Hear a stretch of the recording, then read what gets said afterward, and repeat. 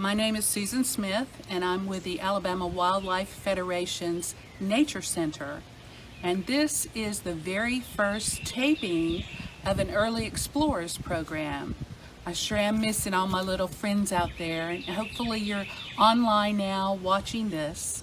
Since we can't go to the Nature Center because of the coronavirus, I thought we'd just bring a little nature to you.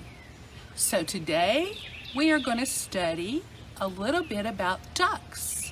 And Miss Susan is holding a beautiful wood duck. Look at how beautiful the feathers are. It's not a real duck, of course. It is a real duck.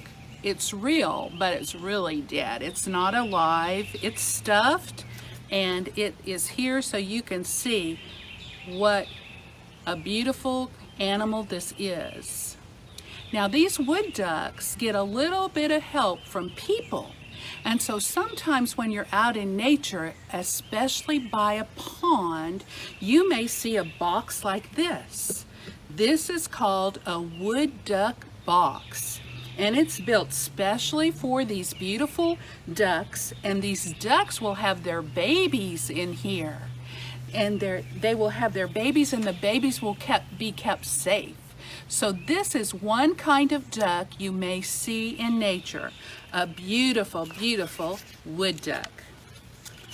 And over here, I'd like to show you something else that has to do with ducks.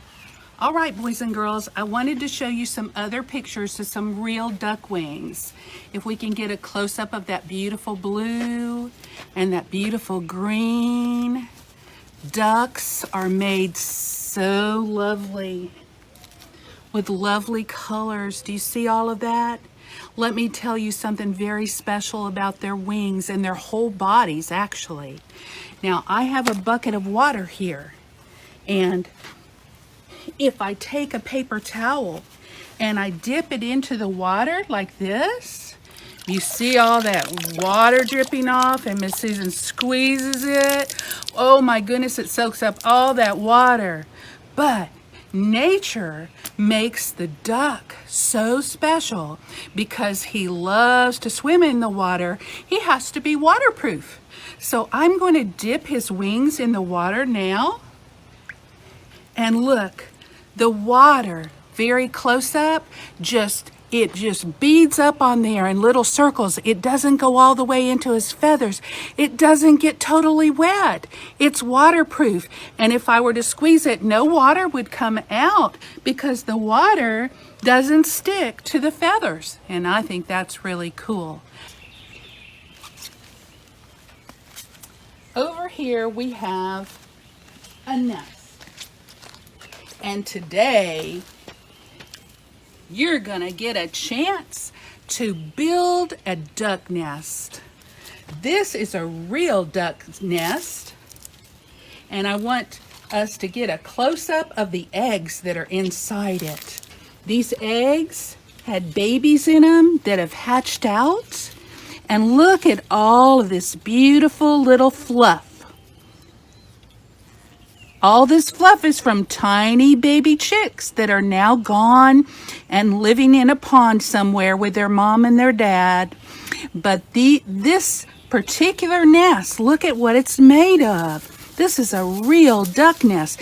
This is made of pine straw, and you might have some pine straw at home. So we want you to build a nest at your house by using pine straw, or you can just pick a bunch of grass, like green grasses, and wad them together and make a circle, or maybe some sticks to make a nest.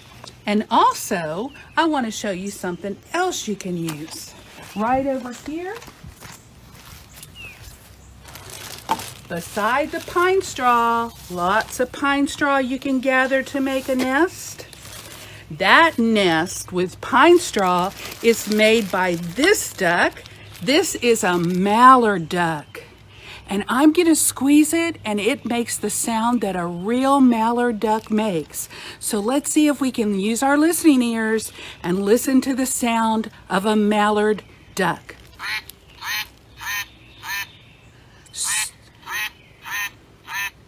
so cute. So we have a wood duck and a mallard duck. So we're going to ask you at home today in your backyard or your front yard to make a duck nest. And if you can find some nuts, some acorns like this, or even some sweet gum balls like this. Let Miss Susan show you these prickly things. They might make really cool pretend eggs for your nest. So you want to build your nest out of grasses or pine straw or even sticks. You can use sticks. Have your mom and dad and your brothers and sisters help you. And then you put in some eggs, some pretend eggs, some acorns, or some sweet gum balls, and then you take a picture of that nest because we want to see it. The naturalists that work here want to see your special nest, and we want to look at it and talk to you about it. So you go to the Facebook page of the Alabama Nature Center and you have your mama post a picture of that nest that you built. So Miss Holly and Mr. Matt and Miss Susan, we can look at it and tell you what a good job you did. And Mr. Matt is going to talk to us in a minute. Really, he's going to do more than talk. He's going to make some funny noises with these things. He's going to show you what a real duck sounds like. Now, that was a real mallard duck, but Mr. Matt's going to have some other sounds that ducks make, and I want you to listen to Mr. Matt. So now, Miss Susan, before Mr. Matt comes to do his duck calls, Miss Susan is going to read you this really cool book called I'm a Duck.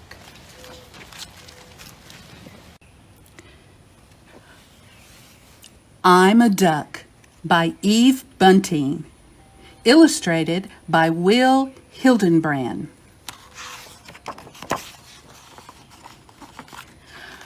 When I was just an egg, I'm told, I left my nest and rolled and rolled. My mother quacked a frightened quack, then dived in deep and brought me back.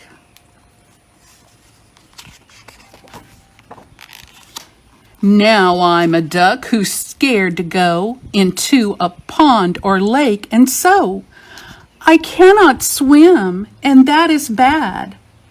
A duck that cannot swim is very sad.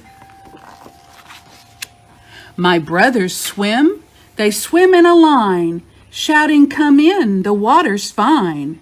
But I might sink and end up drowned, never ever to be found.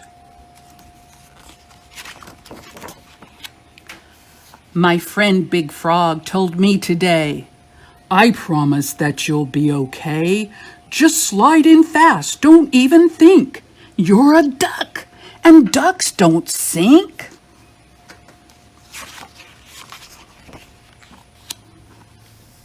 I take a walk beside the pond, then waddle just a bit beyond to talk to Owl, who's very wise, and ask him, what do you advise? He studies me, to wit to woo. Think about what you can do. You're a duck, use common sense, and try to get some confidence.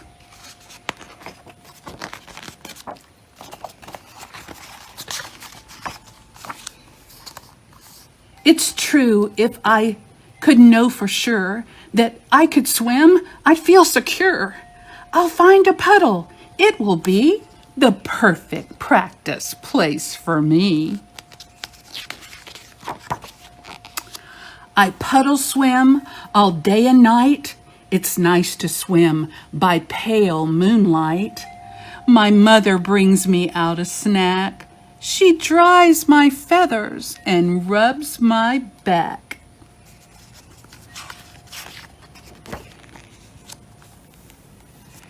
The pond is waiting there below. It's whispering, "Come on, let's go." But even though I'm well prepared, I'm really, really, really scared. Frog sitting on his big fat stone. "If you're afraid to try alone, I'll hold your wing and dive in too to make it easier for you." "I'd love to have you help me through it, but I'm the one who has to do it." I pause, a quiver, for a minute, then hold my beak and flop right in it. My friends are joyous, Frog is too. Owl calls out, "To-wit, to-woo." My mother's jumping up and down and blowing kisses all around. I'm swimming. Oh my gosh, I find that ducks are perfectly designed. I was wrong to ever think a well-made duck like me could sink. I do the backstroke, and there are cheers, so loud they almost hurt my ears. The other ducks shout, "Way to go!" as I am backstroking to and fro. We swim together in a line. We're doing absolutely fine. No one says my stroke is strange or asks if I will ever change.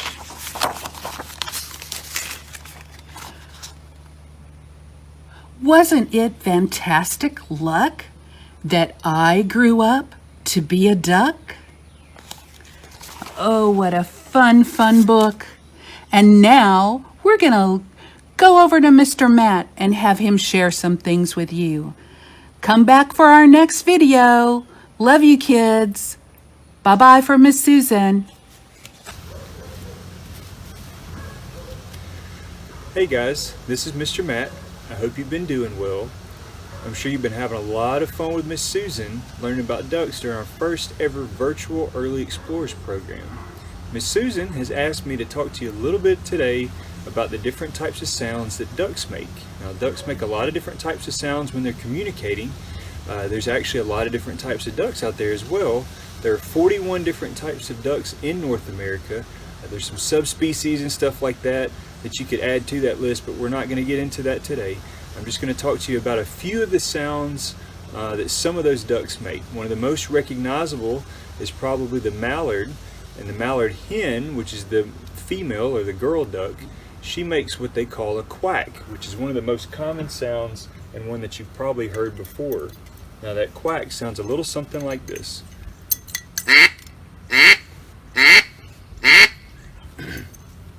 Now she will also make what they call a feeding sound whenever she's on the water looking for stuff to eat, whether that's aquatic plants, vegetation, or insects, stuff like that. Now the feed sounds a little something like this.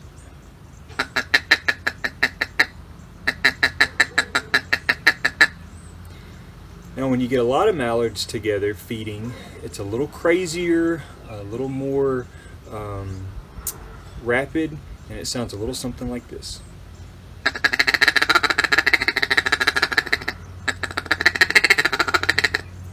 So that's called a feed sound.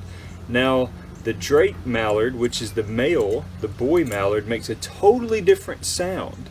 It's a low hum, and it sounds a little something like this.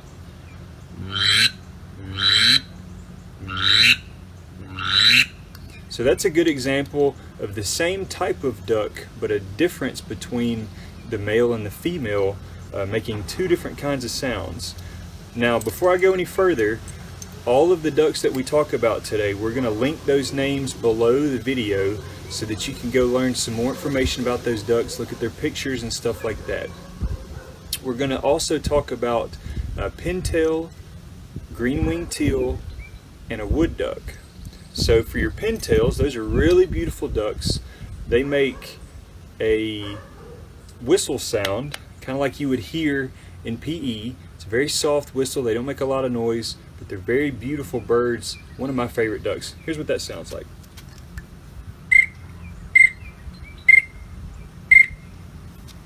Now your green-winged teal, those are one of the smaller ducks out there.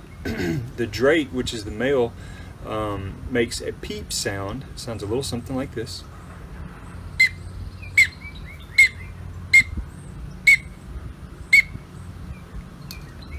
And then one of my favorites is the wood duck. That's probably one of the most common ducks in Alabama, if not the most common. They're very colorful, very beautiful.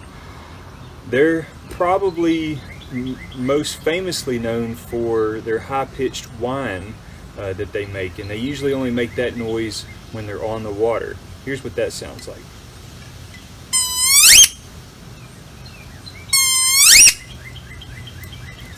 Now they'll make another sound when they're on the water, loafing, which loafing is exactly what you think it would mean. It's kind of like sitting on the couch. They're just kind of hanging out in the water with their buddies. Maybe they're looking for food, stuff like that. So here's another call they make when they're on the water.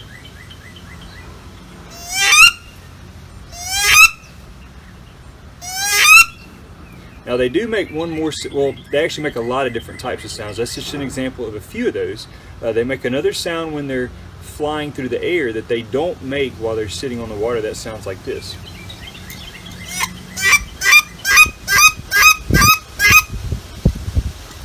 So those are some examples of some duck calls or some duck sounds that just a few of those ducks out there make. If you want to learn more about those, a good website to visit is Ducks Unlimited, or Outdoor Alabama is also another good website to visit. So hope you had a lot of fun today learning about ducks. I'm sure that you had a lot of fun with Miss Susan.